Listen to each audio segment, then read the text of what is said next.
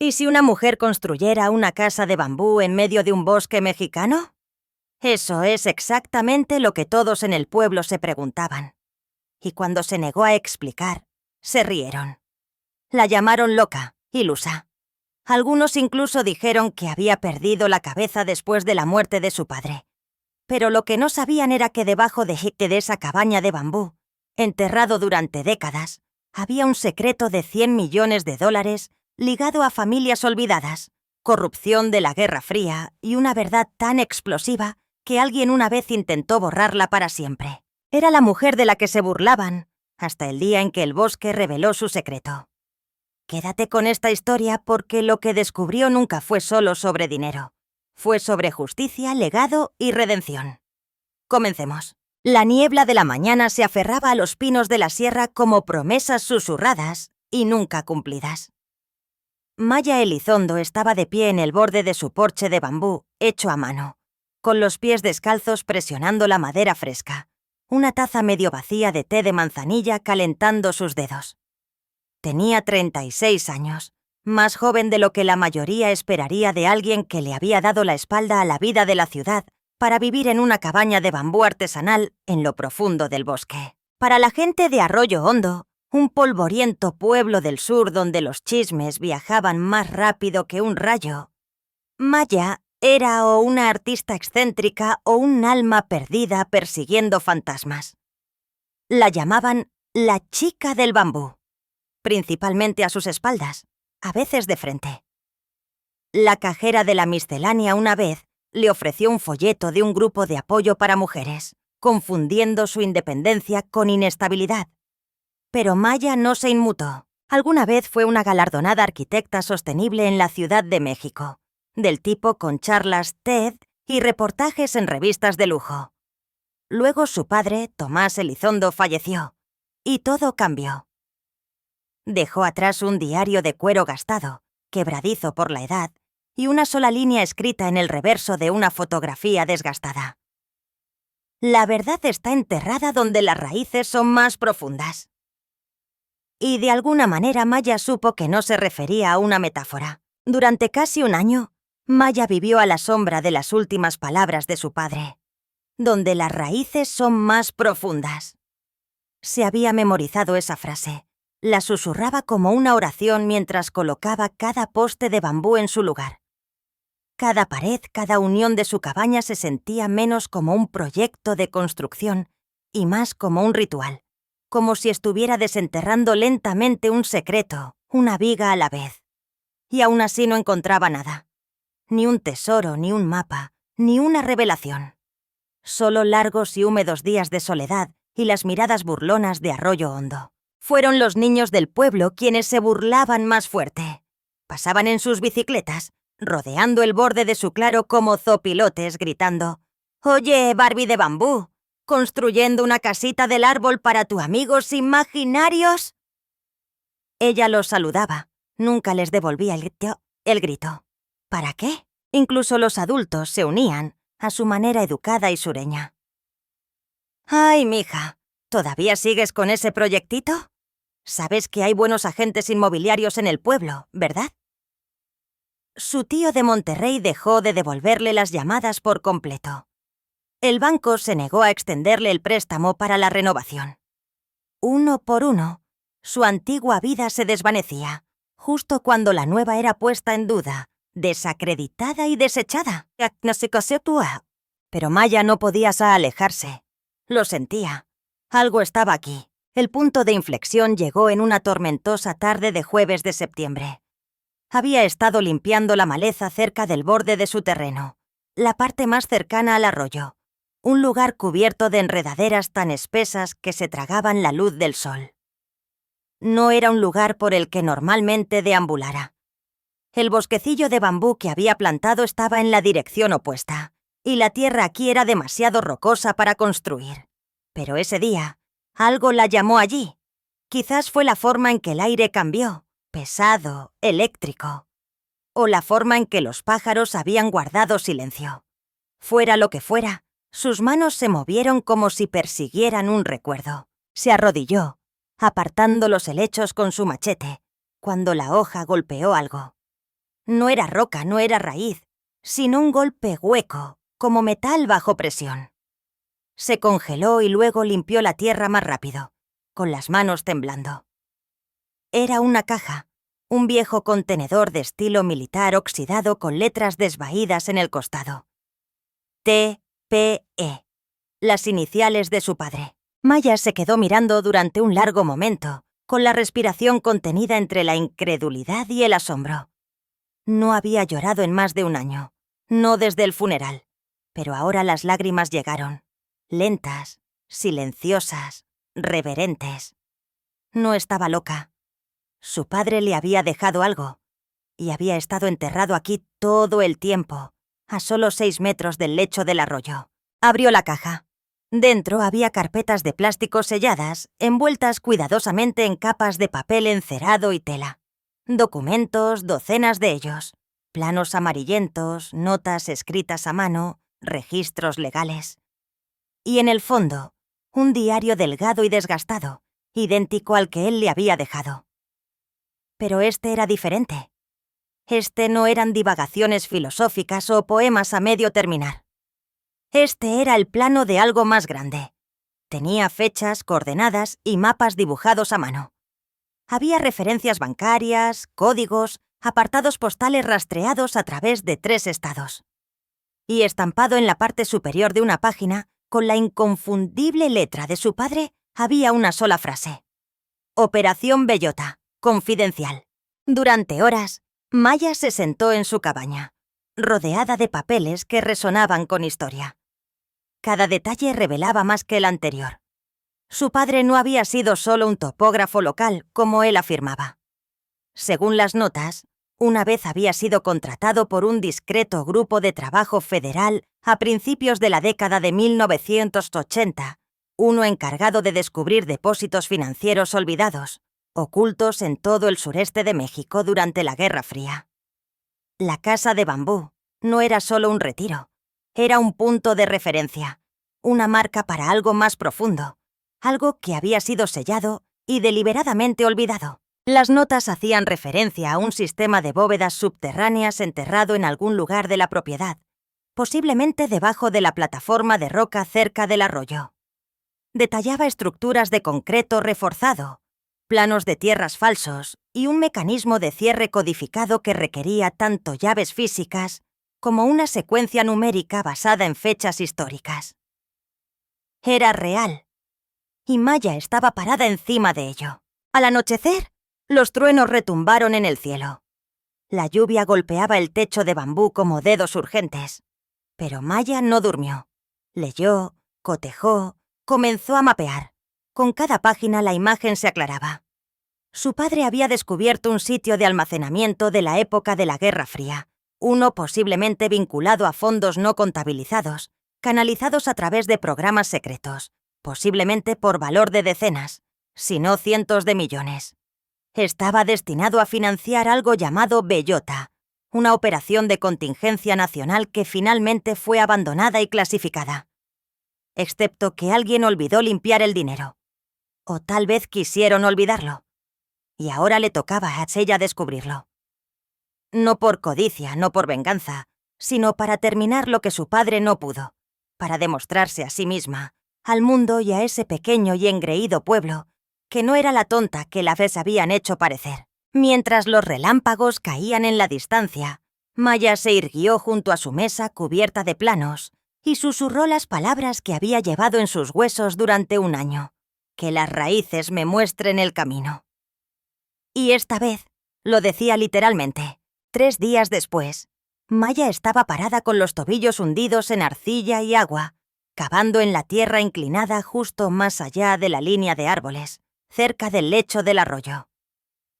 No se lo había dicho a nadie, ni al pueblo, ni al registro local, ni siquiera a su distanciado hermano, que vivía a 2 horas de distancia y todavía pensaba que ella estaba pasando por una especie de fase de naturaleza post-agotamiento. No, esto era entre ella y su padre, entre ella y la verdad. Había seguido las coordenadas del diario hasta un punto a unos 30 metros detrás de su cabaña de bambú, justo debajo de la cresta donde las raíces de un roble muerto hace mucho tiempo se aferraban a la roca fracturada como dedos huesudos. Usando los viejos mapas topográficos, había marcado lo que su padre había llamado el punto de acceso. Y ahí fue donde comenzó a cavar. Durante horas solo fueron ella, las cigarras y el silencioso raspar del metal contra la tierra. Entonces la pala golpeó algo hueco. Se le cortó la respiración. Se arrodilló y comenzó a limpiar la tierra con las manos, el corazón latiendo tan fuerte que apenas oyó el trueno que retumbó bajo en la distancia. Era una escotilla de acero, vieja, oxidada, cerrada con pernos con un mecanismo de bloqueo que parecía no haber sido tocado en décadas. No tenía marcas, solo una placa con un número de 3 dígitos y un extraño emblema estampado en el centro. Una bellota grabada en un triángulo. Operación Bellota, tal como había dicho el diario. Maya se limpió las palmas de las manos en los jeans, sacó el cuaderno de su padre y pasó a la página con los códigos. Allí, en letras de imprenta. Ingresar 195. No forzar. Si la luz se vuelve roja, deténgase. Tomó aire y tecleó los números. Un pitido sordo, luego silencio. Por un segundo no pasó nada. Luego, un clic mecánico resonó desde el interior de la escotilla, seguido de un bajo sonido de rechinido, mientras los pernos se soltaban lentamente. El polvo salió de las costuras. Todo el panel se movió muy ligeramente hacia arriba, como si la propia tierra estuviera exhalando. Maya se quedó mirando. Acababa de desbloquear algo que el mundo había olvidado que existía. Dentro de la escotilla había una escalera estrecha, empinada y húmeda. Descendió lentamente con la linterna agarrada con fuerza, una mano rozando la pared de concreto para mantener el equilibrio. El aire era mohoso, pero no fétido, preservado, sellado. Al pie de las escaleras, el túnel se abría a una cámara cuadrada, y fue entonces cuando se congeló. Alguien había estado allí recientemente. Había huellas en el polvo. No eran las suyas. Demasiado grandes, más pesadas y recientes, tal vez de horas. Un día como mucho. El corazón de Maya se le subió a la garganta. Se pegó a la pared, apagando la linterna instintivamente y conteniendo la respiración. Esperó. Nada se movió. Ningún sonido, excepto el débil goteo de la condensación. ¿Alguien la había estado observando? ¿Siguiéndola? Metió la mano en el bolsillo de su chamarra, sacó su teléfono y rápidamente tomó fotos de la habitación. Las huellas, las paredes, la bóveda de metal sellada al otro extremo con la misma insignia de bellota. La sensación de triunfo se convirtió en inquietud. No era la única que lo sabía. De vuelta en su cabaña esa noche, Maya apenas notó el bambú meciéndose afuera o el humo que se enroscaba desde la pequeña fogata. Sus ojos estaban fijos en las fotos que acababa de tomar. La cámara era real. La bóveda existía. Las notas de su padre eran precisas hasta el último detalle. Pero, ¿quién había estado allí abajo antes que ella? Volvió a hojear el final del diario. Una posdata que no había leído antes llamó su atención, garabateada apresuradamente a lápiz, como si hubiera sido añadida con miedo. Si alguien te contacta preguntando por Bellota, no respondas. No están aquí por la verdad. Están aquí para enterrarla. De repente, su teléfono vibró. Número desconocido, sin identificador de llamadas. Dudó y luego contestó. La voz de un hombre tranquila y cortante llenó la línea. Señorita Elizondo, tenemos que hablar. Se quedó quieta, helada. ¿Quién es?, preguntó. Digamos que trabajo con un grupo familiarizado con los compromisos anteriores de su padre. Ha activado algo que es sensible. Le sugerimos que se detenga por su seguridad. ¿Me está amenazando? Silencio. Luego. ¿No? Le estamos dando la oportunidad de alejarse. No todos la tienen. Clic. La línea se cortó. Maya se quedó en un silencio atónito. El peso del legado de su padre de repente era más pesado que nunca. Más tarde esa noche, incapaz de dormir, regresó a la escotilla sola. Se paró en lo alto de las escaleras, mirando hacia la oscuridad, esa voz todavía resonando en su mente. Le sugerimos que se detenga. Casi se da la vuelta. Casi.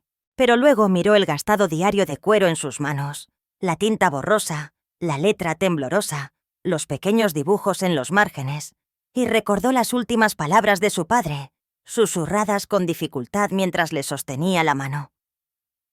No pude protegerlo para siempre, pero tal vez tú puedas terminarlo, Maya. Tal vez puedas arreglarlo. Así que tomó aire y volvió a adentrarse en la oscuridad, que es en la curiosidad. No solo para descubrir la verdad, sino para defenderla. A la mañana siguiente, Maya se despertó y encontró su cabaña de bambú inquietantemente silenciosa. Sin viento, sin pájaros, sin los ciervos matutinos que solían pasear por el bosquecillo como de costumbre. Solo silencio. Y una nota metida debajo de la piedra que siempre dejaba junto a la puerta principal. Estaba escrita a mano en papel con membrete del gobierno. No estás sola. Aléjate ahora. No había firma, ni contacto, solo esa escalofriante frase. Se quedó descalza en el porche, su té olvidado, mirando hacia el bosque toque. Por primera vez desde que se mudó aquí, el bosque no se sentía como un hogar. Se sentía como una trampa. Maya no se asustaba fácilmente, pero algo había cambiado. Alguien había estado lo suficientemente cerca de su casa como para dejar una nota sin ser visto. Y si sabían de la cámara, si la que habían estado observándola abrir esa escotilla, entonces la pregunta no era si la estaban siguiendo, sino por qué aún no la habían detenido. Pasó ese día en el pueblo, Era la primera vez que salía del bosque en semanas. Se sentó en la fonda de Arroyo Hondo, tratando de actuar con naturalidad mientras revisaba los viejos archivos del periódico local en su laptop. El diario de su padre había mencionado una fase 2, oculta a plena vista.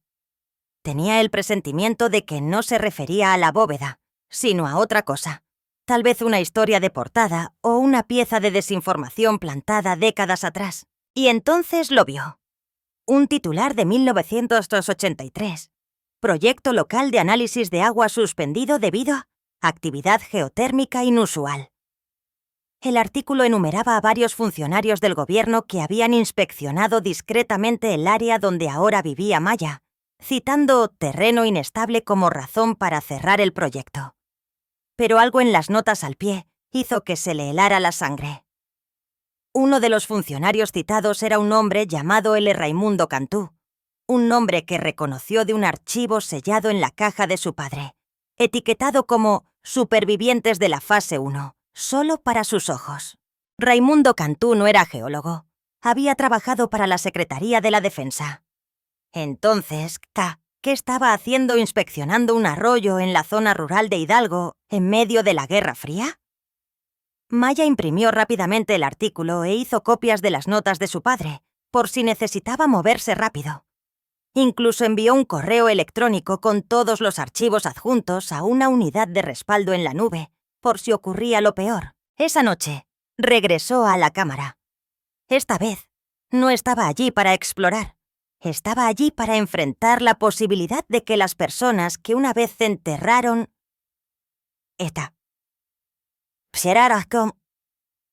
ahora estuvieran tratando de borrarla. Al descender de nuevo los escalones, notó algo que no había visto antes. Un tenue rasguño en la pared de concreto a mitad de camino. Parecía reciente, fresco. Pasó los dedos por él. No era un rasguño, era un símbolo. Una bellota partida por la mitad. Entró en la cámara con la linterna baja, barriendo el suelo con cautela. La habitación estaba exactamente como la había dejado, excepto por una cosa. La puerta de la bóveda estaba abierta. Se le revolvió el estómago. Se acercó lentamente.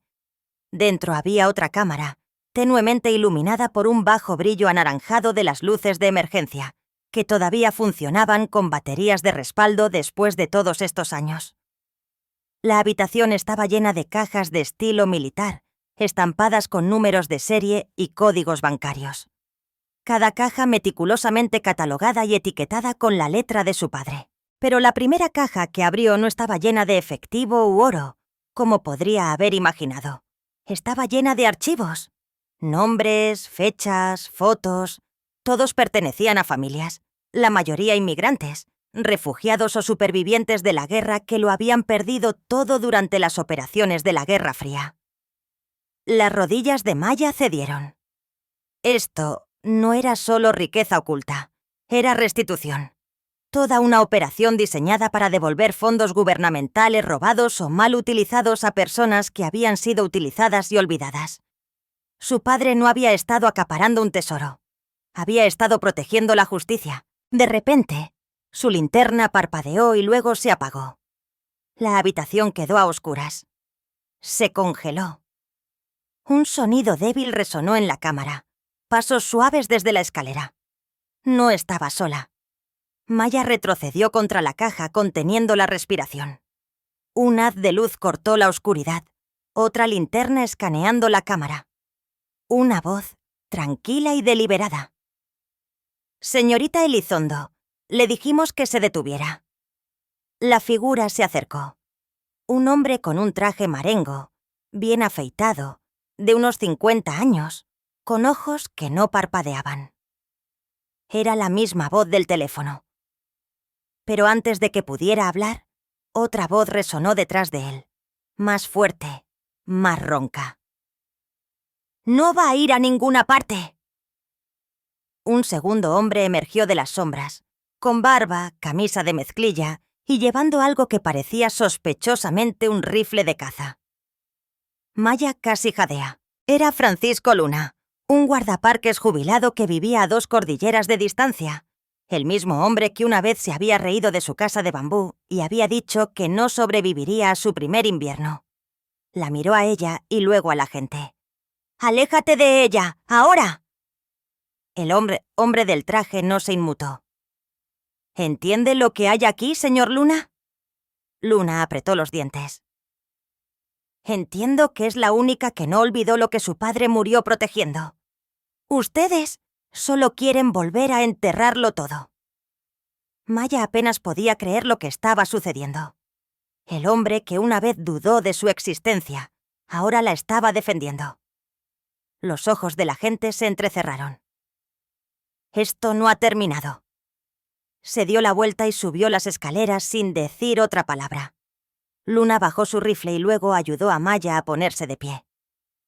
«Conocí a tu papá. No entendía lo que estaba haciendo que satishero. Sos que quería que saquen sonas que tetes. Es que puedo ahora sí. Y no vas a terminar esto sola». Esa noche, bajo el dosel iluminado por la luna de pinos y bambú, Maya se dio cuenta de que algo había cambiado para siempre. La verdad ya no estaba enterrada. Ahora tenía aliados. 2 días después de la confrontación en la cámara, Maya se sentó en la mesa de su cocina de bambú. Si es que se le puede llamar así, una tabla plana de roble rescatado sobre patas hechas a mano. Frente a ella estaba Francisco Luna, el ex guardaparques convertido en el improbable guardián del legado de su padre. Bebió café de una taza de esmalte desconchada y señaló la pila de documentos sobre la mesa. «¿Sabes lo que es esto, verdad?», dijo. Maya asintió. «Es un sistema de restitución, un libro de contabilidad financiero construido sobre la conciencia». Francisco se reclinó, cruzando los brazos. «Tu papá no estaba protegiendo un tesoro. Estaba protegiendo historias, vidas, pagos que estaban destinados a traer un cierre y, tal vez, un poco de dignidad a la gente que el mundo olvidó». Maya exhaló. La presión en su pecho, la que había vivido desde el día en que murió su padre, comenzaba a cambiar. No desaparecía, pero era más ligera, porque ahora no solo estaba siguiendo pistas, Estaba cumpliendo una promesa. Dentro de la bóveda, los archivos eran diferentes a todo lo que esperaba. Había más de 200 libros de contabilidad, cada uno detallando una historia familiar única. Nombres, propiedades confiscadas, pérdidas financieras debido a la reubicación sancionada por el gobierno o la ocupación militar. No era oro nazi ni reservas de efectivo de la Guerra Fría. Era una compensación, restos de fondos de reparación de guerra que de alguna manera nunca se habían entregado. Cada archivo tenía un identificador codificado, un rastro documental de canales bancarios y, en muchos casos, coordenadas. No de dinero enterrado, sino de personas, supervivientes, herederos. La mayoría había emigrado a los Estados Unidos. Algunos todavía vivían en Europa. Y aquí estaba todo, escondido bajo una casa de bambú en medio de la nada. Francisco señaló la pila. Alguien tiene que devolver esto antes de que lo roben de nuevo. Maya lo miró con los ojos muy abiertos. ¿Quieres distribuirlo? Quiero ayudarte a terminar lo que tu papá empezó. Eso es lo que él pretendía. Puedes sentirlo en cómo documentó todo. Esto nunca estuvo destinado a ser acaparado. Estaba destinado a ser liberado cuando fuera el momento adecuado. Maya se echó hacia atrás. ¿Qué para atrás? Dando vueltas. ¿Era esta la razón por la que su padre la había entrenado en códigos y mapas cuando era niña? ¿Por qué le había enseñado a leer planos antes de acostarse? ¿Por qué le había susurrado lecciones sobre la justicia como si fueran cuentos para dormir? Nunca se había tratado del bambú. La cabaña era una tapadera, una forma de construir donde nadie sospecharía. Y ahora, esa tapadera se había convertido en una puerta de entrada. Pero lo que Maya no esperaba llegó al día siguiente. Estaba revisando archivos de la caja marcada Fase 3, receptores no reclamados, cuando encontró una carpeta con el apellido de soltera de su madre. Haro. Su madre había muerto cuando Maya tenía 9 años, un accidente de coche del que nadie hablaba. Pero en esta carpeta había documentos judiciales, un libro de contabilidad de un banco suizo y un registro notariado que mostraba que la familia de su madre había sido víctima de un desplazamiento forzado durante las guerras yugoslavas. Sus abuelos lo habían perdido todo, incluida la propiedad de una fábrica textil confiscada por las fuerzas militares en 1992. Se había presentado una reclamación de compensación, aprobada, pero el dinero nunca les llegó. Maya se quedó helada, mirando el sello en la parte superior del documento. Pago retenido. Stioachaide Bellota 7. Esta bóveda contenía la restitución de su propia familia. Su padre no solo había protegido a otros, los había protegido a ellos. Se llevó la mano al corazón, las lágrimas subiendo. Todo el ridículo, la soledad, las noches que había llorado en su almohada, preguntándose si estaba persiguiendo fantasmas. Y ahora, aquí estaba, la prueba de que su padre nunca abandonó su historia. Había construido su infancia sobre verdades demasiado pesadas para explicar. Y ahora era el momento de honrarlas. Esa tarde, Maya y Francisco regresaron a la bóveda con un nuevo plan. Digitalizarían los archivos, cifrarían los registros y construirían una base de datos segura que eventualmente podría ser entregada a organizaciones de restitución internacionales de confianza. Francisco tenía un viejo contacto, una mujer llamada Ruth Delgado, ahora asesora legal de una ONG que se especializaba en justicia histórica y recuperación de activos. Era discreta, respetada y había pasado su carrera luchando por la transparencia. Le enviarían el primer paquete, una muestra de archivos, incluidos los códigos bancarios, los registros personales y las coordenadas. Suficiente para probar la legitimidad, sin revelar todo demasiado pronto. Esa noche, Maya se sentó bajo las estrellas en su porche, con los dedos manchados de tinta y polvo de libros de contabilidad de 70 años. Miró el bambú, meciéndose al viento, y sintió algo que no había sentido en años. Propósito. Del tipo que no persigue titulares ni la aprobación de las redes sociales. Del tipo que heredas en silencio, dolorosamente, de alguien que confió en que harías las cosas difíciles cuando ya no estuvieran para hacerlas. Y tal vez, solo tal vez, el mundo dejaría de reírse pronto. A la mañana siguiente, Maya se despertó con un correo electrónico de Ruth Delgado. Asunto: ¿dónde encontraste esto? Mensaje: Maya, esto es real. Nunca he visto una documentación tan clara, tan intacta o tan poderosa. Si lo que dices es cierto, has descubierto uno de los archivos de restitución ocultos más significativos en la historia de Estados Unidos. Necesitamos hablar. De inmediato. Maya se quedó mirando la pantalla con las manos temblando. Había comenzado. Hacía casi 5 años que Maya no volvía a Monterrey. Ahora, mientras llegaba en un híbrido alquilado con cajas de documentos escaneados y los diarios de su padre en la cajuela, se sentía como una extraña en el lugar que una vez fue todo su mundo. Las calles eran familiares, pero los recuerdos oprimían como la niebla, suaves pero sofocantes. Estaba aquí para encontrarse con Ruth Delgado, la asesora legal con la que Francisco la había contactado. Pero más que eso, estaba aquí para enfrentar la parte de sí misma que había enterrado hacía mucho tiempo.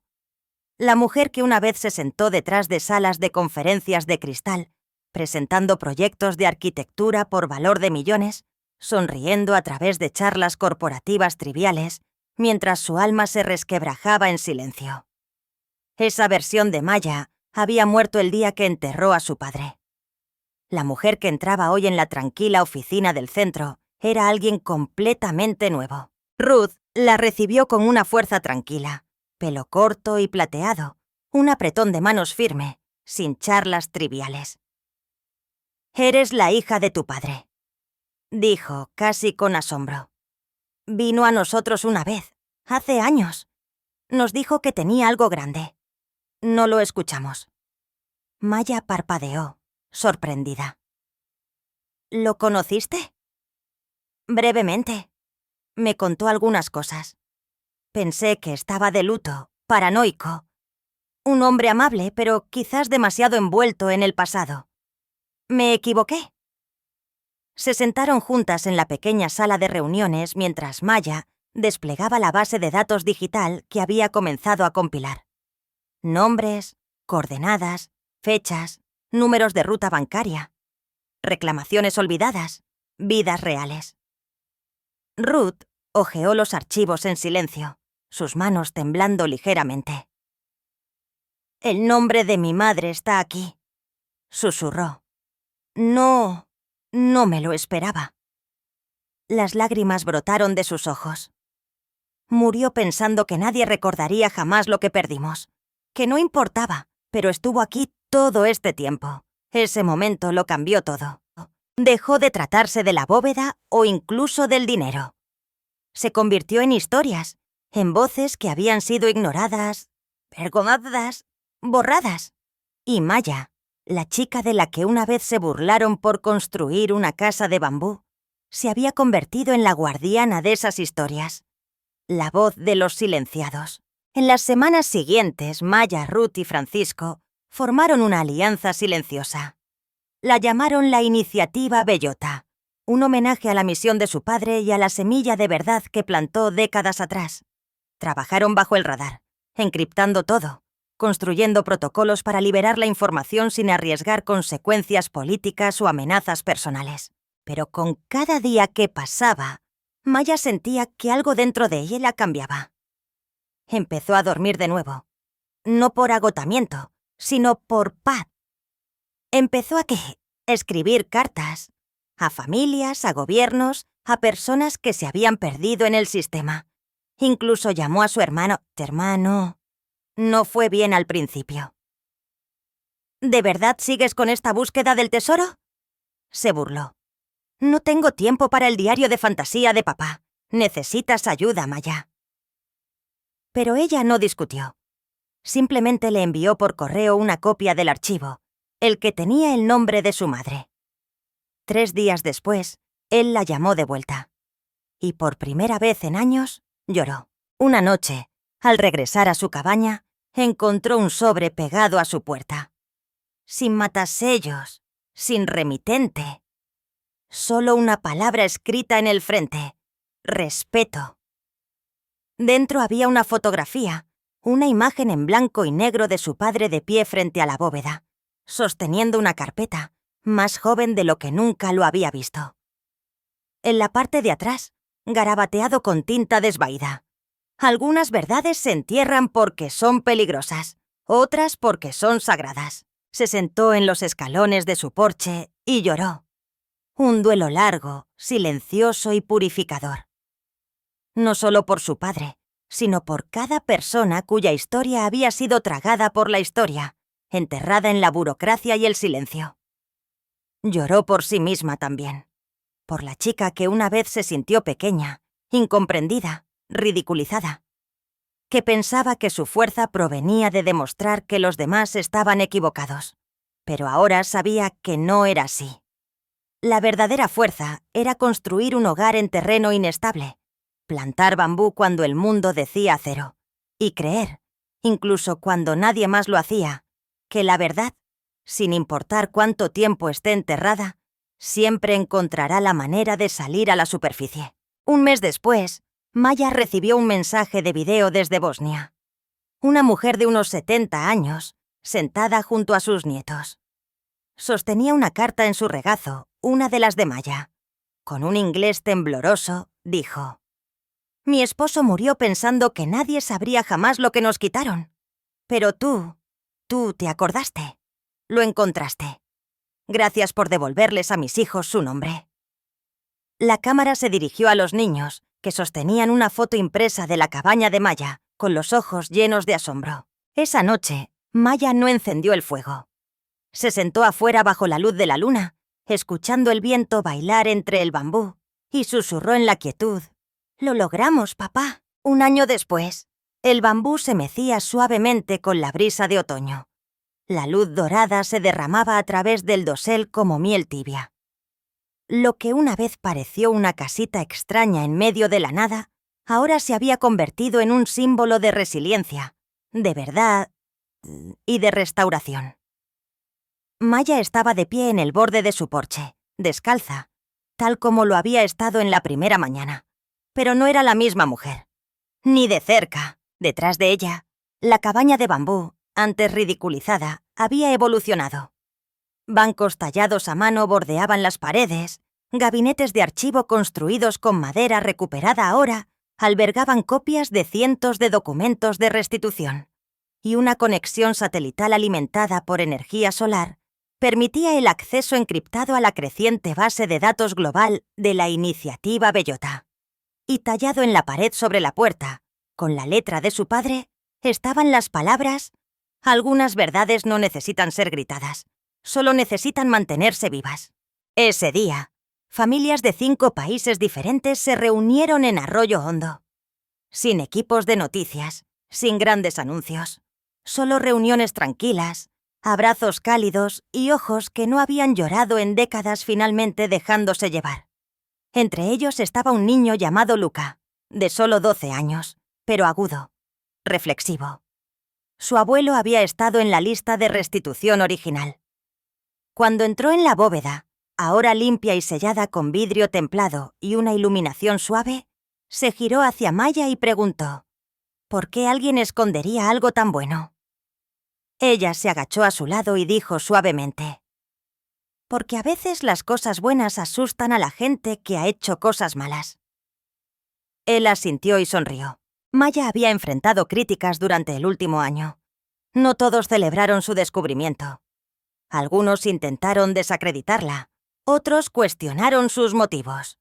Unos pocos incluso amenazaron con acciones legales para reclamar lo que, según ellos, eran activos gubernamentales retenidos ilegalmente. Pero Ruth, Francisco y un creciente equipo de voluntarios la respaldaron.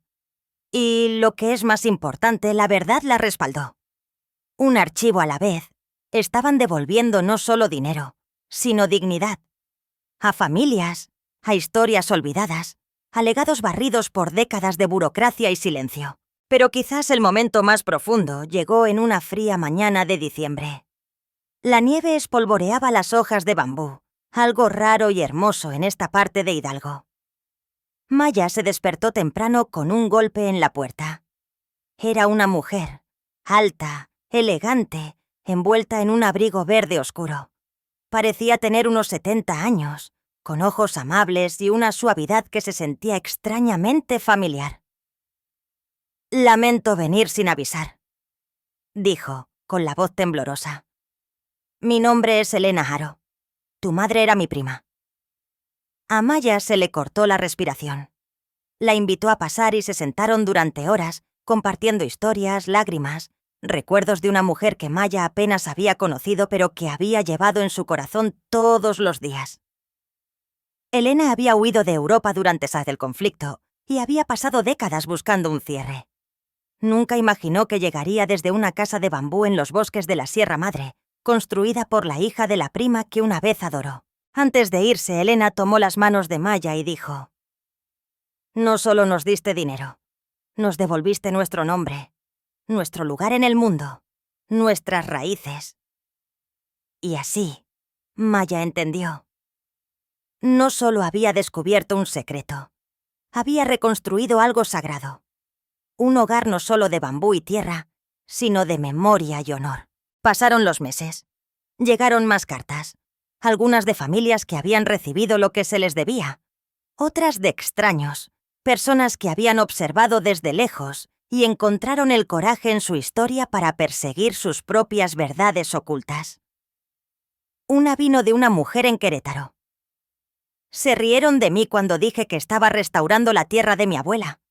Luego vi tu historia. Ahora no me importa quién se ría». Otra desde Berlín. «Mi abuelo siempre creyó que alguien encontraría lo que fue robado. Tú lo hiciste. Gracias». Y lentamente el mundo comenzó a escuchar. Hoy, la iniciativa Bellota está creando olas silenciosamente en todo el mundo. No con titulares, sino con sanación. Sin patrocinadores, sin políticos. Solo gente. Y todo comenzó con una mujer de la que solían burlarse, con una casa de bambú que llamaban una broma, con una hija que simplemente siguió adelante. Esa noche, Maya se paró una vez más en el porche, observando el viento ondular a través de los árboles. Las estrellas parpadeaban sobre ella, las mismas estrellas que su padre una vez había trazado con el dedo mientras le susurraba cuentos para dormir de cosas ocultas esperando ser encontradas. Cerró los ojos y sonrió. Las había encontrado. No oro, no gloria, sino la verdad.